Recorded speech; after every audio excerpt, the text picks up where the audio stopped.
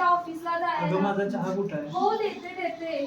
तू ऑफिसला जाणार मग आपल्या बाळाची काळजी हो कोण सध्या घेणार? तरी मी त्याची सर्व तयारी करून ठेवली आहे. आई काय ग, काय झालं मी सुनबाई? बाळाला दूध पाजले, वाटीत पण दूध काढून ठेवले, ते त्याला द्या. हो, मी हो, निघते, चालेल. मला काळजी उशीर घे होत स्वतःची. आहे. हो येते. जेव्हा सविता कामावरून घरी येते आज खूप थकले आहे. आई माझं बाळ कुठं आहे? हो, हे बघ, हे घे. अरे मी हे काय करते, अस्वच्छपणे बाळाला हात लावते. मी पहिला आवरून येते मगच घेते. हो, आंघोळ पण करून ये. हो आलेच मी. आई माझे बाळ. हो, हे घे.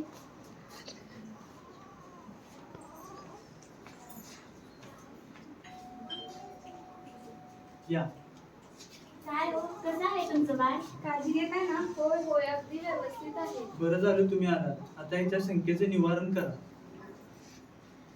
सिस्टर, बाळाला दिवसातून किती वेळा दूध पाजावं लागेल? हो ताई, तसा काही निश्चितपणे नियम नाही. तरी बाळाच्या गरजेनुसार तुम्ही त्याला स्तनपान करणे हाच सोपा मार्ग आहे. पण सिस्टर, सगळे म्हणतात बाळाला जर जास्त वेळ स्तनपान केले तर स्तनाला भेगा पडतात. हे खरं आहे का? अहो ताई, ही चुकीची संकल्पना आहे. पण चुकीच्या पद्धतीने स्तनपान केल्यास अशा समस्या निर्माण होऊ शकतात.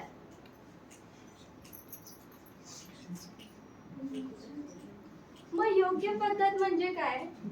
ताई ऐका, तसं काही नाही. जेव्हा आपण बाळाला स्तनपान करतो तेव्हा सर्व गोष्टीची खात्री केली पाहिजे. जसे की बाळाची हनुवटी आईच्या स्तनाला पूर्णपणे चिकटली आहे की नाही. त्या स्तनपान करत असताना आपण विविध पद्धतीचा उपयोग करू शकतो, जसे की पाळणा पद्धत, फुटबॉल पद्धत इत्यादी.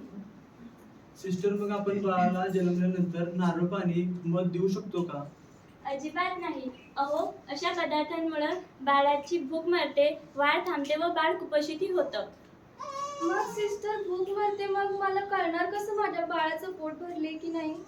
ऐका, जर पुढील 15 दिवसात बाळाचे वजन हे जन्माच्या वजनापेक्षा जर वाढत असेल आणि बाळ जर दिवसातून 6 ते 7 वेळा जर लघवी करत असेल तर तुम्ही समजून घ्यायचं तेव्हा. ठीक आहे सिस्टर. मग बाळाला एका स्तनातून दूध द्यायचं की दोन्ही स्तनातून? स्तनपान दोन्ही स्तनातून करणे आवश्यक आहे. असं न केल्यास ज्या स्तनातून स्तनपान केले नाही त्या स्तनाला सूज येणे, दूध न येणे अशा समस्या निर्माण होऊ शकतात. पहिल्या स्तनाचे पूर्ण स्तनपान झाल्यानंतर मगच दुसऱ्या स्तनातून दूध चालू करणे. मग सिस्टर, स्तनपान कधी करू नये? ऐका, जेव्हा आई HIV संसर्गित असेल किंवा अँटासिड घेत असेल किंवा आईच्या स्तनाला सूज आली असेल, गाठ झाली असेल किंवा त्यातून पू येत असेल तर तेव्हा फक्त आणि फक्त डॉक्टरच्या सल्ल्याने स्तनपान करावे. धन्यवाद सिस्टर, तुम्ही आलात आणि आमच्या सर्व शंका दूर झाल्या. त्यामुळे तुम्ही सर्वांनी ही लक्षात ठेवा, आईच्या दुधापेक्षा पोषक आहार कोणताच नाही आणि जो बाळाला ठेवेल स्वस्त असा दुसरा आविष्कार कोणताच नाही. धन्यवाद.